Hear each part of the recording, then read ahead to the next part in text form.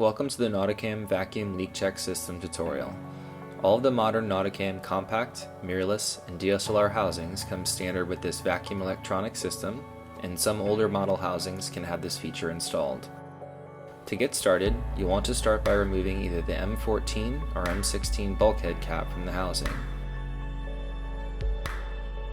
Thread in the vacuum valve by turning it clockwise,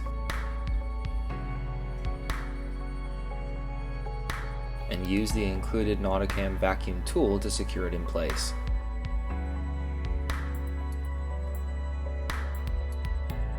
Next, you'll want to open the housing and switch the electronic system to the on position. You'll notice a flashing blue LED light on the housing. This indicates that the vacuum system is on and ready to be activated. Apply the pump onto the vacuum valve and begin slowly pulling the pump.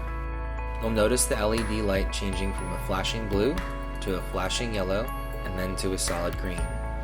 Once you have a solid green on the LED light, stop pulling the vacuum. This green light indicates the system integrity. Simply attach the vacuum cap back onto the valve, and now your system is ready to dive. To reopen the housing after diving, you'll need to remove the vacuum cap, push down the red button until you see the LED indicator light showing a flashing red, and now the housing is safe to open. Make sure to reset the electronic system before attempting to pull another vacuum.